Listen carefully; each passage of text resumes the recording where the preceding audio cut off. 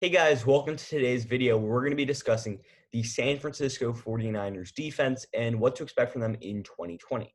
Before we get started, please like and subscribe. It really helps my channel grow, and I hope you enjoyed the video.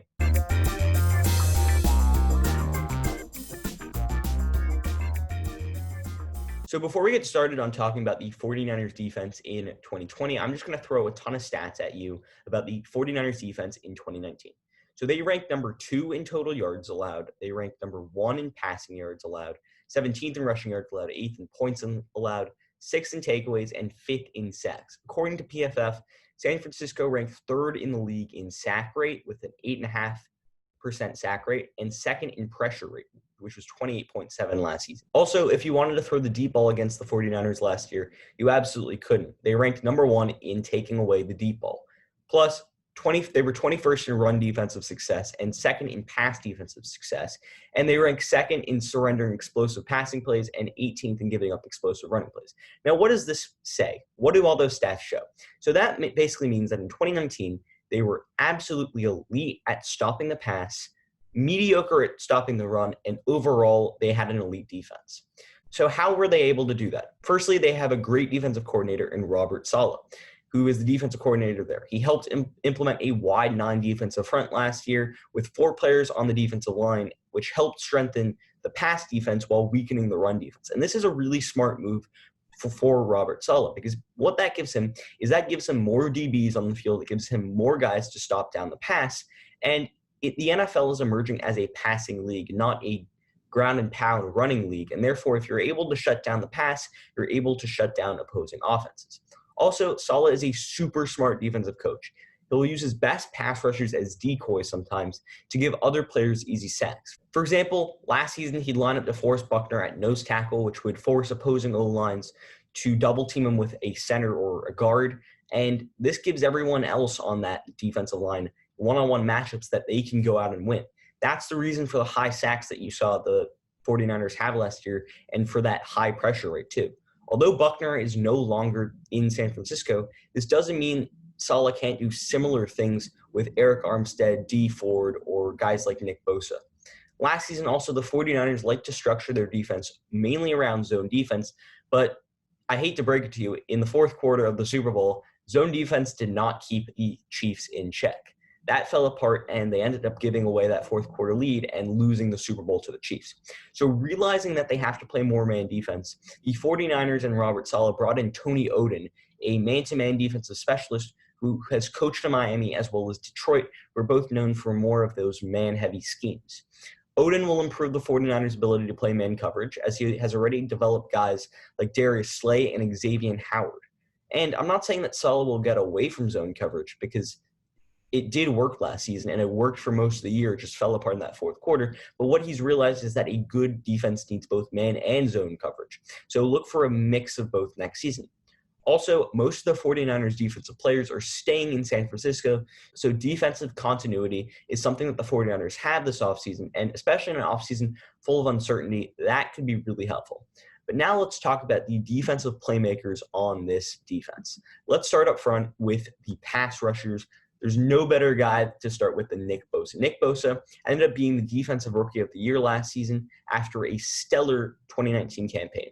He had 9 sacks, 47 combined tackles, and he was an absolute beast to get to the quarterback.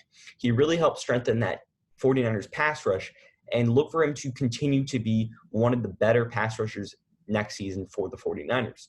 So now let's address the big elephant in the room, DeForest Buckner's departure to the Indianapolis Colts. So Buckner was traded from the 49ers for 2 reasons. 1, to save cap room, and 2, to gain a first-round pick that they ended up using on Javon Kinlaw, but I'll get to Javon Kinlaw in a second. Buckner last season was absolutely awesome. He had 7.5 sacks, and the year before he had 12 sacks. So he's a big sack guy, and he's really going to be missed by the 49ers. Yet what the 49ers did do is bring in a guy to replace him in Javon Kinlaw.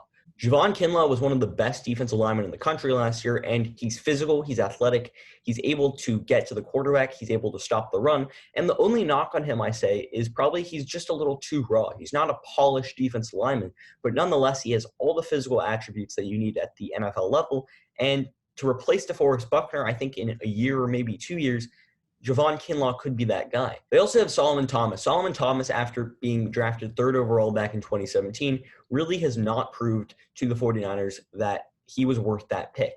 Nonetheless, though, his best season was in 2017, where he had 3 sacks. He had 2 sacks in 2019, and if he can maybe have 2 or 3 sacks with more playing time, he could maybe develop a little bit more. And although I don't think he's in line for a big contract anytime soon, maybe he can prove to the 49ers that they should keep him around for a little bit longer. But the guy I really want to get to on the defensive line is Arik Armstead, who is probably the main pass rusher there in San Francisco. Last season, he had 10 sacks. The year before, he had 3. So last year was really a breakout season for the edge rusher. He had 54 combined tackles, 32 solo, and 22 assisted, on route to one of his best seasons yet. Also, Armstead got an 89.8 PFF grade, and although I don't love PFF as an indicator for players, that kind of shows where he was at last season. 89.8 is really high for a PFF grade, and if Arik Armstead can continue what he did last year and continue to build onto that, he's going to be a real threat for the 49ers in the future. Also, another guy they have is Dee Ford. Dee Ford last season came via trade from the Kansas City Chiefs, and although he didn't put up the 13 sacks that he did in Kansas City, he still had a respectable 6.5 sacks, 14 combined tackles, and he was well above 80 on his PFF grade. I think he got an 84.4 PFF grade, which is really solid. He was another guy that caused a lot of havoc there in San Francisco, and he only played in 11 games, and he only started in 2 of those games. With DeForest Buckner no longer on that defensive line, maybe Dee Ford gets a little bit more playing time in the future. Nonetheless, Dee Ford is still one of the better edge rusher, pass rushers in the NFL, and he only played in 11 games next year. If he plays in 16 games next season, I think he's another 10-sack guy, and him and Arik Armstead could be really, really valuable for this 49ers defense. Now let's move on to Quan Alexander. He's a one-time Pro Bowler, and last season he only played in 8 games, but nonetheless, he still quietly had an okay year. I mean, he had a 61.3 PFF grade. That doesn't tell the whole story, but he had half a sack, 34 tackles, and 22 solo tackles. But I think Quan Alexander is better than that. In 2016, he had 3 sacks, 145 combined tackles, and 108 solo tackles. And in 2017, that was his Pro Bowl year, he had 97 combined tackles and 70 solo tackles. So if he can stay on the football field and kind of get back to his old ways when he was a healthy football player who could stay on the field 16 games a year and be a dominant player there, I think Quan Alexander could be a great player, especially in the heart of that 49ers defense. Let's move on to Fred Warner. Fred Warner also had a nice little season last season. In his second NFL season, he had 118 combined tackles, 3 sacks, 89 solo tackles, and 29 assisted tackles. And as the middle linebacker there in San Francisco, he is a big guy. He can get to the football.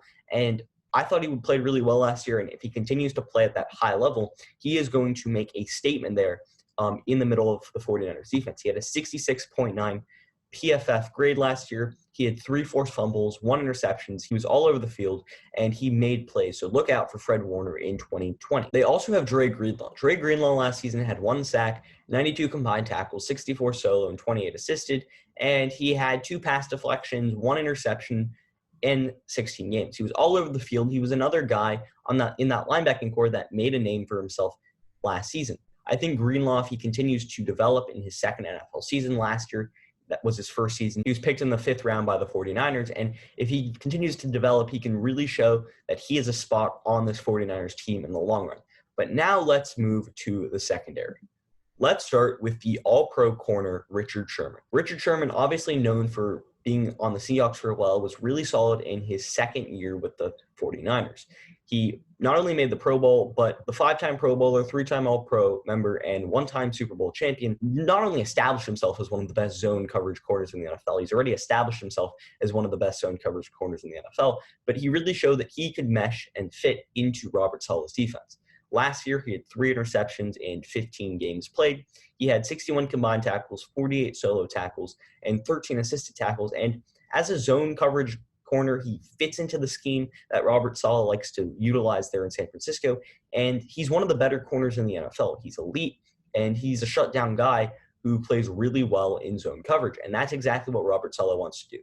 Yes, Robert Saleh has made it clear that maybe he wants to incorporate a little bit more man coverage, and that is something that Richard Sherman has struggled with in the past. But nonetheless, I mean, Sherman is one of the better corners in the NFL. This will be his age 32 season, and although he's on the older side, he still proves that he can have it and he can play at a high level. So expect for Richard Sherman to be the leader of this secondary there in San Francisco. Also, to add fuel to the fire, Richard Sherman had an 88.9 PFF grade last season, so you can see he was playing at a high level. Now let's move on to the other cornerback there in Akhello Witherspoon. Witherspoon is not the best corner in the NFL, by no means is he, but he's probably the best man coverage corner on this 49ers roster, and I think next season it's going to be his fourth season in the NFL, and after a pretty solid 2019 campaign where he had 1 interception, 28 combined tackles, and his PFF grade was 61.0, which isn't the highest. He did struggle at times last year, but overall, I think Witherspoon's going to get better in his fourth season, and especially as a man coverage corner, I think he's going to get better because the 49ers scheme wants to play more man coverage, and I think Witherspoon could benefit from that. Yet, at the end of the day, as a cornerback two, he might not be the best cornerback two in the NFL, but for the 49ers, he serves his purpose. I mean, he's a solid corner to pair on the opposite side of Richard Sherman, and at the end of the day, the 49ers secondary was one of the best all of last season. I mean, they were one of the better shutdown pass units in the NFL, and Witherspoon was part of that. So was Sherman, and so were the safeties that I'm going to get to in a moment. Now let's move on to the first safety I'm going to talk about in Jimmie Ward. Ward only played in 13 games last year, but in those 13 games, he was pretty solid. He had 1 sack, 65 combined tackles, 51 solo, and 14 assisted, and overall, he was a pretty good player for the 49ers. Yet, he has missed some time in the past. I mean, he missed time in 2018, he missed time in 2017, he missed time in 2016, and he's missed time in 2014.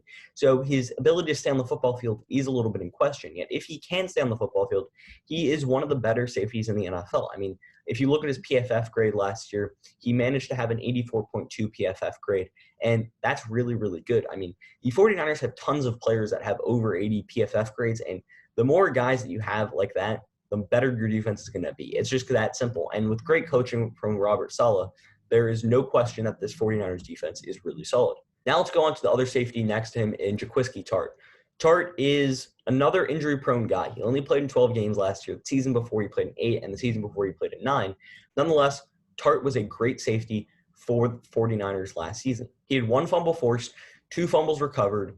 He didn't have an interception, but he had half a sack. He had 48 combined tackles, 34 solo, and 14 assisted. And overall, he was a good player there in the back of the 49ers secondary.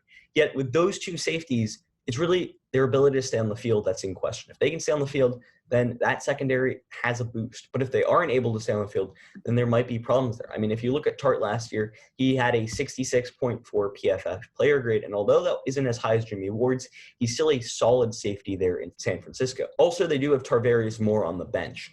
He played in all 16 games last year, but in those games where Jimmie Ward was injured, Moore ended up stepping in for him, and he played pretty well. I mean, he had 25 combined tackles, 16 solo, 9 assisted.